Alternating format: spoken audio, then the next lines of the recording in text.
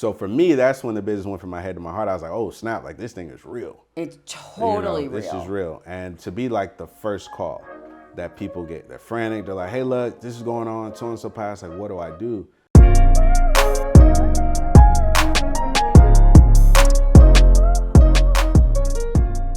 Hey, it's Deb, and this is Happy Hour with Deb. And today, I'm excited to introduce you to my new friend, Chris Street. Excited to be here. Thank you for coming. Thank you. We're super excited to be here.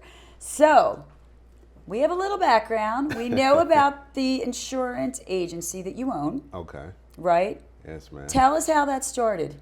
So it's pretty cool actually. So college-wise, I went to school for physical therapy. Where'd you go to school? So it was in Memphis. So Cool. Initially I was going to this community college, right? Cool. 'Cause I was a trust fund baby. So Right. my parents, they trusted me enough to fund myself. Right. So I went to community college initially to do like my prerequisites, and then shout out to my mom though. My mom Absolutely.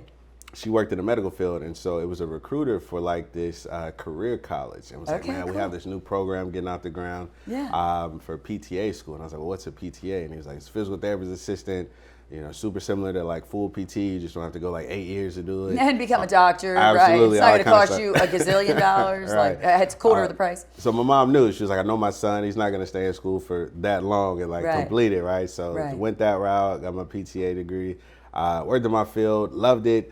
But I ran into Uncle Sam. So Nice. For me, I was always keeping my options open because Right. in college, it's like, you see everything on paper. We have this naivety to us where we're like, man, once we graduate, we're going to be set up forever. Like, right. So- This little piece of paper is going to make me a billionaire and a badass. That's what we did. Honestly, that's what we think. Absolutely. So I started working in multiple hospitals in Memphis, PRN, worked in outpatient clinics, worked in nursing homes, all that good stuff. But I realized like, I wasn't getting ahead financially. Like I was making the most money I ever made at that time in my life. But it's like, man, they're taking more money. They're taking what I used to make prior to this career out of my check and taxes. So I'm like, man, I need to figure this thing out. Like I want to make more money, right? Exactly. Had more month at the end of my money every single month. Right. So I was just keeping my options open. And then my best friend called me one day. He was like, Chris, I found it.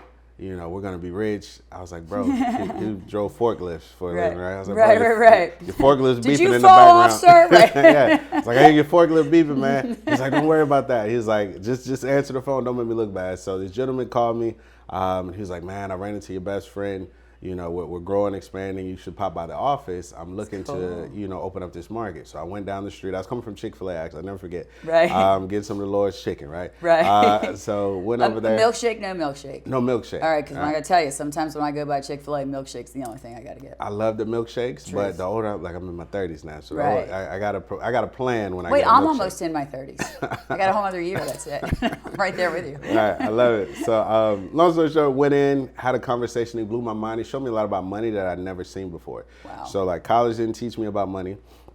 Work, HR never like pulled me to the side and was like, here's how you actually like retire. This is how your 401k retirement plans actually work. Right. Spent some time in the Army as well. Wow, And thank so- you for your service. Absolutely, no for this problem. Great nation. So thank you Absolutely, so much. right? We love people like you. I love it. So like that, which is super backwards. The military, like I love the military, but it's kind of backwards how like the financial aspect is set up because they have this thing called a TAPS class. And so they give you that when you're leaving the military and not at the beginning. So it's like, what if I would have did 20 years? I'm retired now, right? So then you're teaching me about retirement once I get out. Truth. The military didn't. We're not preparing people, even in college. That's Absolutely. now crazy price to like function in society. Absolutely. And so that was a big thing for me. It's like, man, I know I've never seen this before. My mom, dad, they never showed me this. Nobody showed me this stuff about money. So there has to be, I've just always been naturally curious. So I was like, if I don't know it, it's got to be a lot out there. So, Absolutely. Something's got to be doing. Somebody's making some money on that. Because it's houses everywhere. Like I've just always like, I've been a dreamer like my whole life. So I was like, man, if somebody else can do it, if somebody else can do it, I know I can do it as well. So Absolutely. So yeah, I got started. This was July of 2016, so almost 8 years ago. I got licensed July 26th of 2016. So I got licensed super quick. But I didn't do anything I was supposed to. I wasn't coachable, so I was fired up about the industry, but I didn't understand like the whole mentorship, mentee. Right. I didn't understand that I still had a big ego, Yeah. pride, all that kind of stuff. So you know what, being broke, that'll Bang, that'll clear you out. Absolutely. Absolutely. Check your ego. I can't even pay for my ego anymore. All right. Ego's bigger than the bank account. That's right, exactly. So the cool part about it though is eventually like got out of my own way, and my wife, I was newly married as well, so it's like started a new business, newly married, so like we never had any disagreements, no arguments, right, nothing, exactly. Right? Honeymoon phase. Love that honeymoon phase. So we started the business, and things started to work for us. And then fast forward to crazy story right before COVID happened, we already like had the mindset. 'Cause my dad, he ended up getting into an accident, got killed in Memphis in 2019. I'm so sorry. Appreciate it, thank you. So for me, like I just wanted to get out. Like I just felt like weird there. I agree. So I changed environments, and when that one feels weird, I'm out of there too.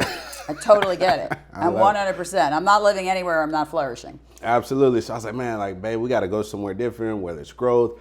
We were looking at different cities. And I was like, Atlanta's like already overcrowded. Right. It's packed. Right. Texas, didn't want to go that far because we still have business in Memphis. So I was like, let's go to Nashville. Yeah. So we seen the growth. It's cool place. Right. Like cool, like not only that, but like open-minded. A lot of business came here. I love it. A lot of huge businesses pivoted. And I'm from Texas. A lot of huge business pivoted there. Okay, what part? To Frisco. Frisco, okay. Outside of Dallas. Right outside Dallas. Yeah, I have a house in Philadelphia too. Okay. You still like me now, don't you? Okay, yeah. I love Texas. Look, fun fact, like my mom's getting ready like to move back to Texas now. So like my dad passed, she moved to Austin.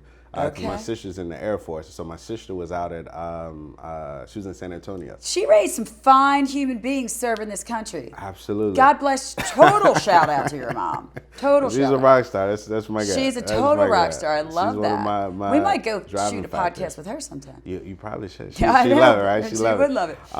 So I love Texas, by the way. Thank you so much. I love Texas too. That's like our end goal. Yeah. My mom, she's like hardcore selling me on like moving to Texas because they're moving back. It's a great place. I'm gonna go. Just give me a minute. We got some work to do here in Nashville. Right. We seen everything fun. Like the crazy part is like right when we got ready to move up here, I came up here, I seen everything, like signed the lease for like an apartment. People I was like, are crazy friendly here. Yeah, we'll go back and forth. It'll be fine, right? It's like 3-hour drive. As soon as we signed the lease, about 2 weeks later, that's when they announced like the quarantine. So I was like, this is dumb. Right. So what do we like do all in my that goals, situation? and I'm like, man, I'm gonna be outside in the city, meeting people, shaking hands, all that kind of cool stuff, and like all that went away. So we ended up staying in Memphis for a little bit, still paid, we had the lease up here, so we're kind of going back and forth, but couldn't really do much. Then our business started actually getting a lot of traction in our Memphis location too. So we're like, cool, let's just work here. So then we just relocated back. Why? Because of the growth of the city. I love the culture in the Nashville metro. Like people have like a pride for like the city. That's Texas. And I think it's pretty cool. If you're from Texas, you're damn proud of Texas. Absolutely. It is. Same way. Texas is a, I'm a big fan of Texas. Thank you. And my mom, I'm going to have to tell my mom, I'm like, I'm getting sold on Texas. She's like, it's a sign. It's a cool place. It's a cool place. I mean, it is. Texans are their own form of support. You know what I mean? Like when you're a Texan, you're damn proud to be from Texas. Absolutely. So that's great. I love it. So how's this business going? It's been going great. I love it. Our first office, like we're in Murfreesboro right now. Oh, I'm very familiar. Okay. I've been at that Hyatt more times than I need to be.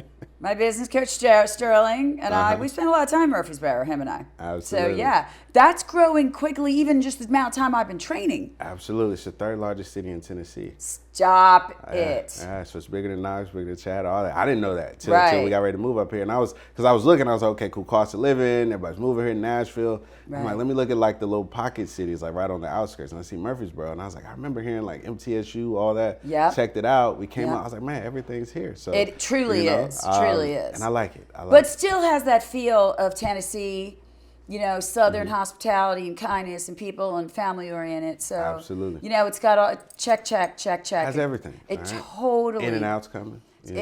Whataburger's there, right? I know. So you're from Texas. So I have to ask, Whataburger or In and Out? All right. In and Out for taste. Whataburger started where they were only in Texas. Okay. They never left the state. They were like, that was the thing. We will never leave the state. A company from Ohio bought them up and started spreading them out everywhere else. Okay. So, I mean, to me, it was the proud thing of like, look at this.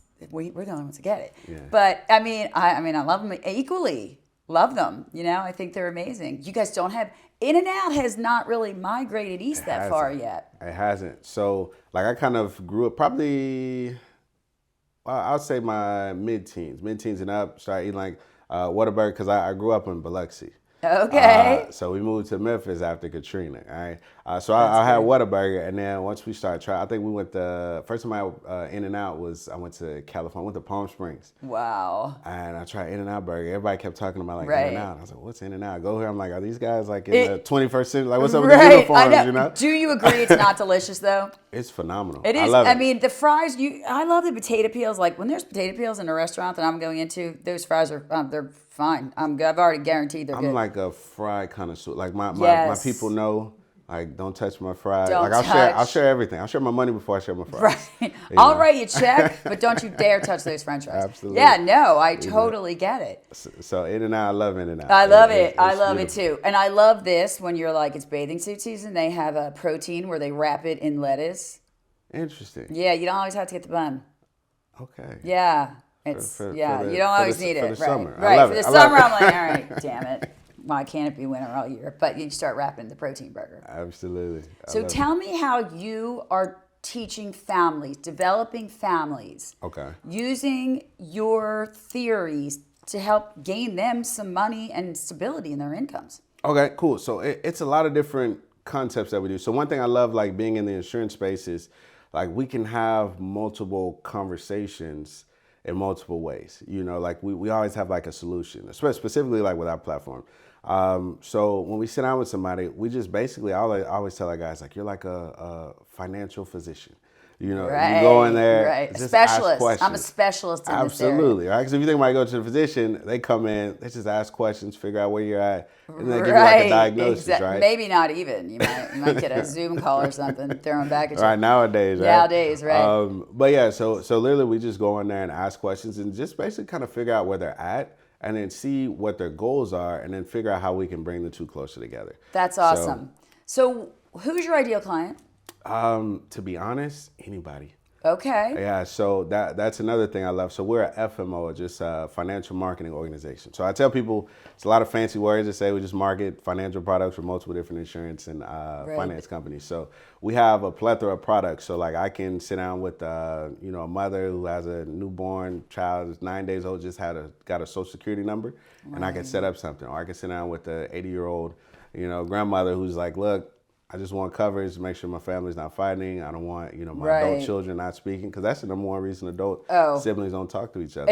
I've seen it in many, many, many cases. Absolutely. So I think that is like absolutely pivotal. So there's never an age that you should not be thinking about this. Is that correct? Absolutely. Yeah. Because I think people are like, if I didn't start at 20, there's no point in me starting. Absolutely. And I always ask people, especially like the younger people, I always ask them, like, okay, cool, well, when's your death date?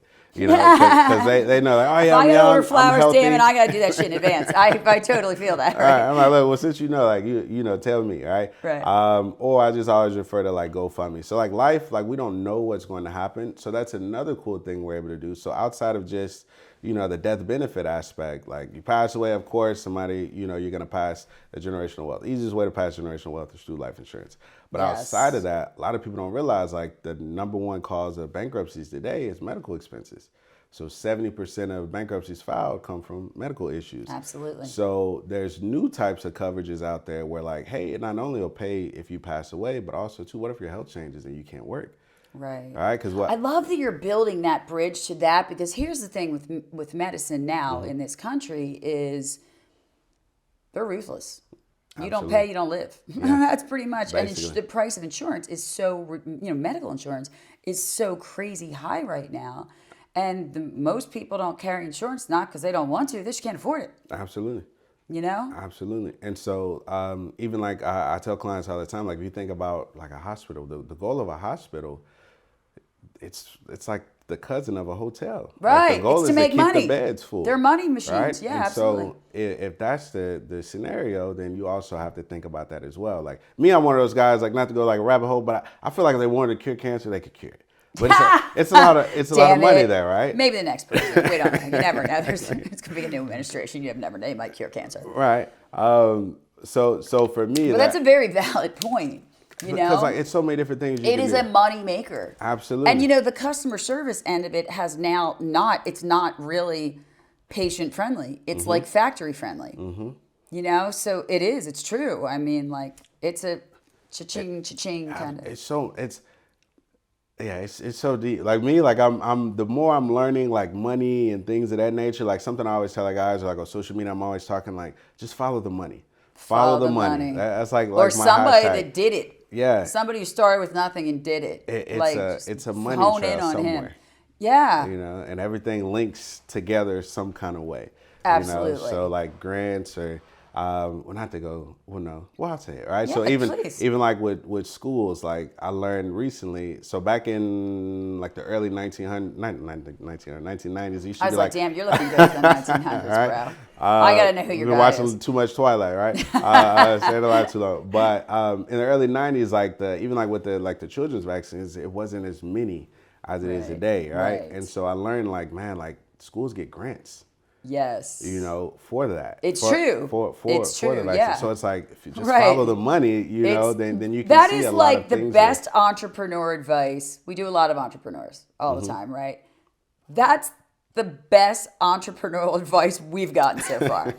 Follow the money. Yeah, it's a money trail. It's a money you just have to trail. follow Just it. be It leads very somewhere. like start digging in deeper instead of just writing a check and figure out what the system is behind that. Absolutely. Yeah, You know? it is so crazy. Just follow the money.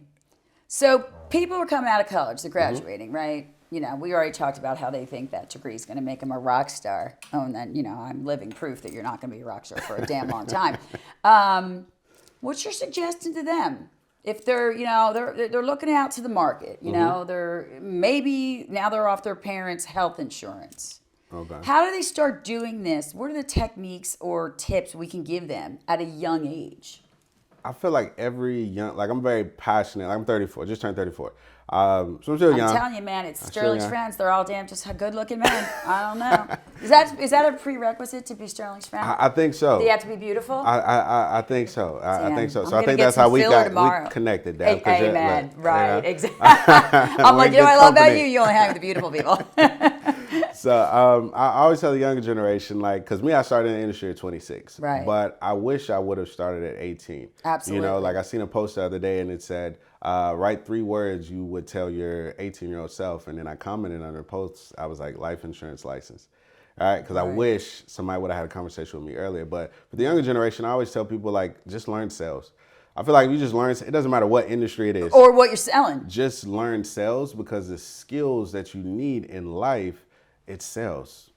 Have to do an interview for a job, it's sales. Yes. Everything is sales. Everything. There's a book called, I forgot the author, but it's called Sales or Selling is Human. And it talks about great. how majority, it's like 80+%, I think it's like 86% of like the day-to-day duties of almost every job deals with sales. You're selling yourself on a regular basis. Absolutely. Right? Like, you know, keep your skills sharpened. you have to in this totally world. do. And everything is sales. Like I'm a firm believer that everything is sales, and so I feel like if the younger generation can learn sales, it'll increase their confidence in the workforce. Absolutely. And then B, And just your motivation, networking. because if you're confident, you're motivated to keep going and doing more. Like when you Absolutely. feel like a badass and step into that role, it's like a completely different. superpower. Yeah, it's a different. superpower. It's completely different. Right. And one of my favorite quotes from like my childhood athlete heroes. Like you talked about football, right? So Right. I grew up football wise. I grew up, you know, early 90s. It was prime time. Like I was a big prime guy. Absolutely, I had a cousin. right. We used to wear the bandanas. Love and that. We played baseball in the backyard, all that kind of cool stuff. Right. So one of his favorite quotes: "If you look good, you feel good. You feel good, you play good. You play good, they pay good." Yep. You So- show up every day with the same consistency. Mm-hmm. The And you 1% better. We talked about this with somebody else yesterday. If you Mm-hmm. can be 1% better today, you can do anything. Absolutely. You can do anything. Absolutely. So I'm a big believer in like just learn sales. Get around the right people and get in the right environments. Because we talked about environments earlier. True, so like yeah. success is mental, but I feel like success is also environmental as well. Such a good thing to like, even for any entrepreneur, you know, I mean, obviously we want to mold them young, but like think bigger, put yourself in the room with those people. And every door will open up for you. Absolutely. We call them the ABCs. So the three factors: your associations, the books you read, and the conferences or the meetings you attend. dictate your success. Absolutely, absolutely. Because when you see that regular people like you and I can be entrepreneurs, it starts just pivoting everything. Absolutely. So let's talk life insurance and when you buy it. Okay. When do people start? Ideally, I know that we can do this at any age, but ideally, when do people start? I feel like the best time is as soon as possible. Okay. And the reason I say that because the younger, everybody today is the youngest they'll ever be.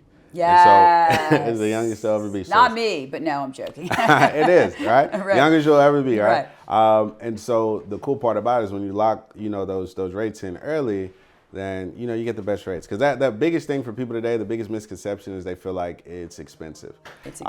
But I always show people like, man, for the I'm cost going to be of a honest meal, with you. I think it's about for what it costs and what it delivers. I think it's almost a no-brainer. Absolutely. You know the value, and now you have children, right? So we know now, like if I'm in my absence or in my illness or something, who's going to keep this all afloat? Exactly. It's definitely one of those things. And statistics show that 92% of widows lose everything after 18 months. Wow. And the average family, they say, only has like a 6-month runway until they're in. I bet now they probably don't even have that. Yeah, because the economy is so crazy. And that's another thing too. Going back to your question about the younger generation, I feel like people just have to make more money these days.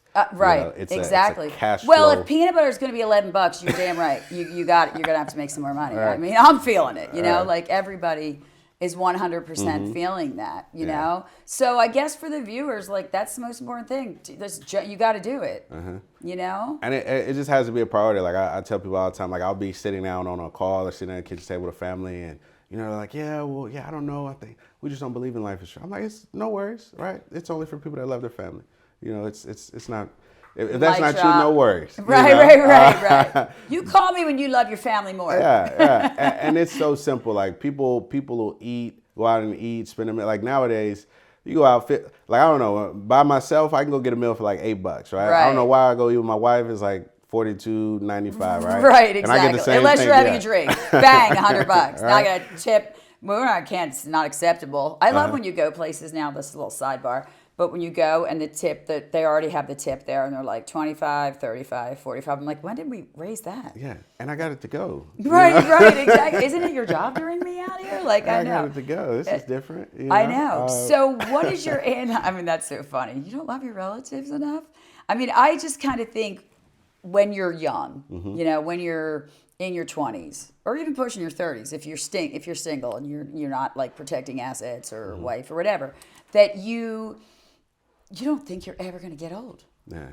And then also too, a lot of times people don't look at the other side. It's a lot of different ways that you can use this. I have clients where I set up policies not even for the death benefit, but more so for the cash value aspect of it. Let's talk about that. So it's different ways you can grow your money tax-free while leveraging life insurance. So a lot of your football, right?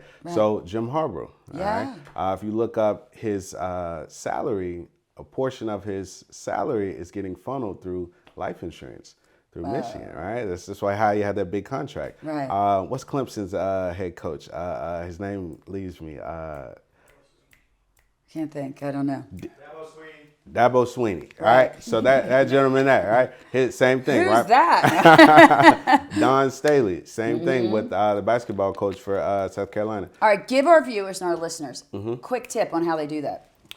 So you have to get with the right agent because a lot of people out here, it gets a bad rep sometimes because people don't necessarily understand how to fund them. Right. Or how to, properly set them up. Right. Do your homework with that. Absolutely. So if you have the means, it can grow tax-free.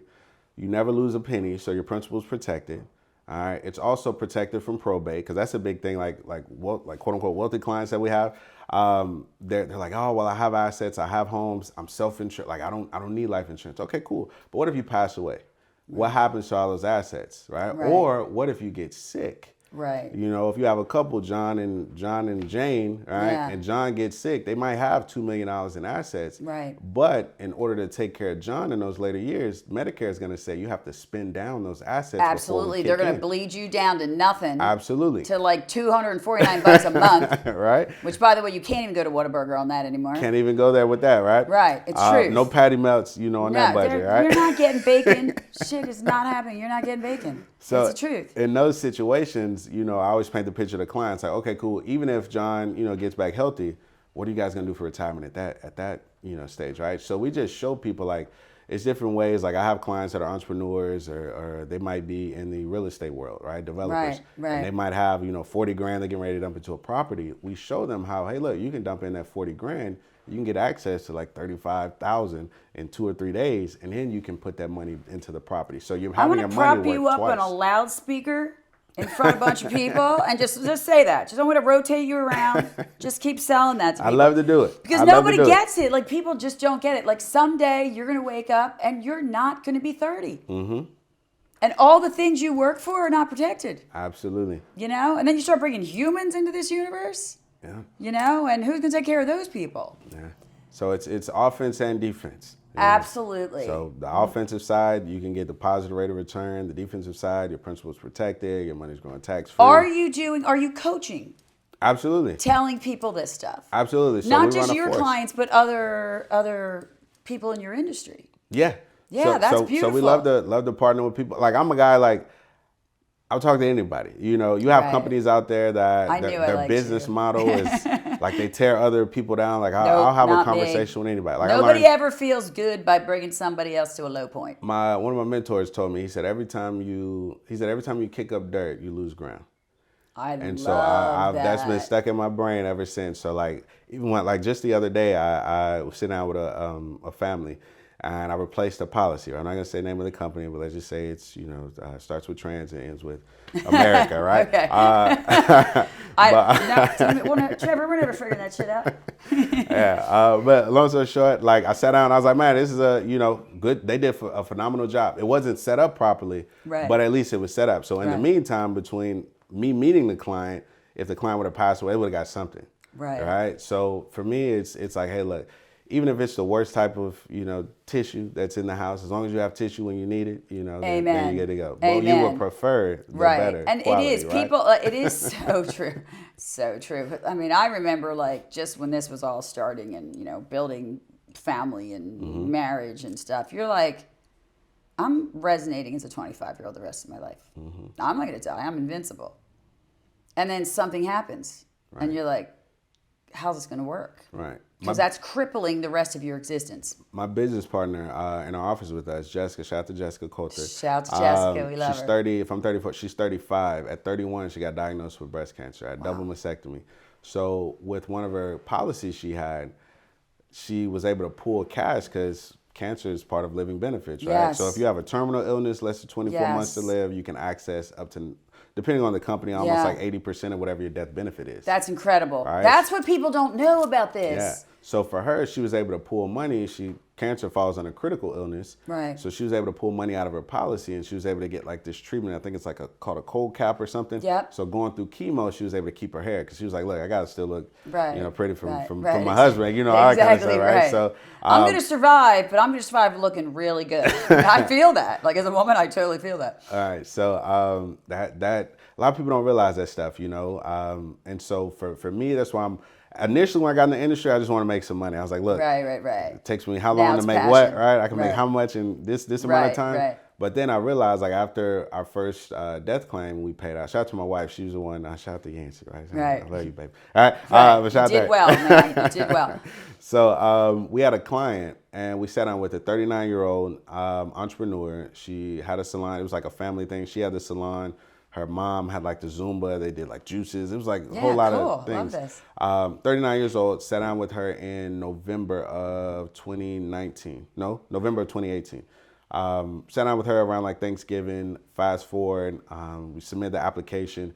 she had no like medical issues. She just had some fibroids removed. And Right. so once you have like medical surgeries and things like that, Right. sometimes they want to pull the report from the hospital. Right. Depending on the hospital, it'd take forever, right? Right, so right, it right. took a minute. And then And they're going to charge you for it. absolutely, right? So, And then the postage.